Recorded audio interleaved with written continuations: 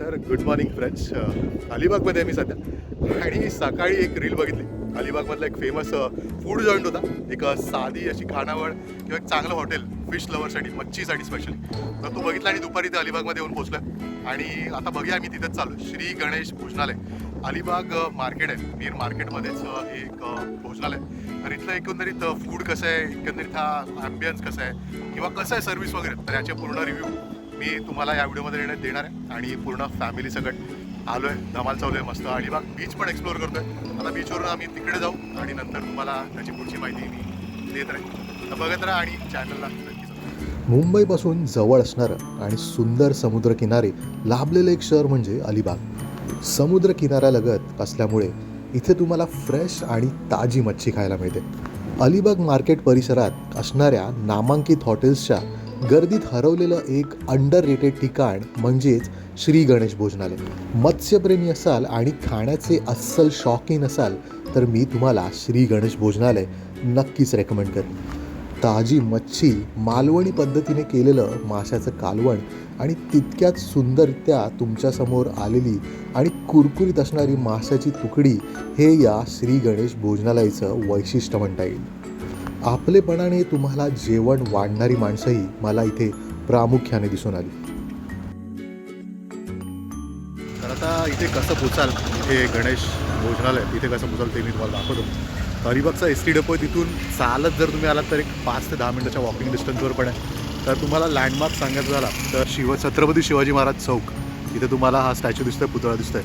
तर इथे जोगळेकर नाका म्हणून आहे. तर एस.टी. डेपो अलिबागचा, तिथून एक फक्त 10 मिनिटाच्या वॉकिंग डिस्टन्सवर तुम्ही इथे चालत येऊ शकता. रिक्षाने जरी यायचं झालं तर रिक्षाने फक्त 30 रुपये घेतात आणि फक्त 30 रुपये घेऊन तुम्ही 5 मिनिटात इथे ह्या गणेश भोजनालय इथे पोचता.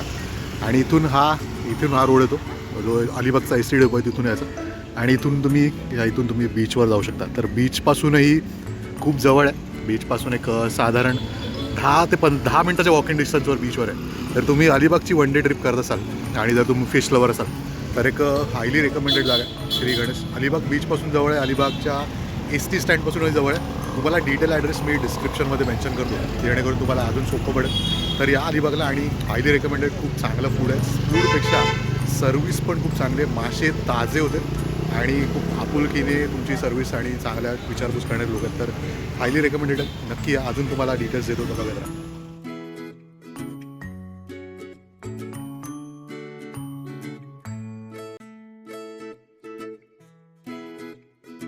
तर हा होता व्हिडिओ अलिबागमधील, अलिबाग मार्केट, अलिबाग स्टँडजवळ जे श्री गणेश भोजनालय आहे तिथला हा व्हिडिओ होता. सकाळी रील बघितली आणि दुपारी इथे जेवायला पोचलो. चांगलं जेवण होतं, ताजी मच्छी होती. फिश लवर असाल, अलिबागला आला असाल, अलिबाग मार्केट, अलिबाग स्टँडपासून खूप जवळ हे श्री गणेश भोजनालय. सर्व्हिस चांगली आहे, फूड चांगलं आहे आणि मालवणी एकंदरीत जेवण चांगली टेस्ट आहे. तर आला तिथे अलिबाग मार्केटमध्ये असाल, अलिबाग स्टँडजवळ आणि अलिबाग बीचजवळ जरी असाल तरी एक हायली रेकमेंडेड हॉटेल आहे.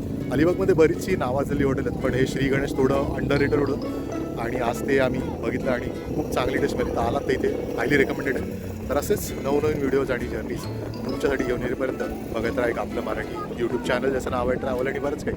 तोपर्यंत लिव्ह, लव्ह आणि एक्सप्लोर. आणि हा माझ्या मागे बघता हा अलिबागचा बीच आहे आणि श्री गणेश इथून एक 10 मिनिटाच्या वॉकिंग डिस्टन्सवर.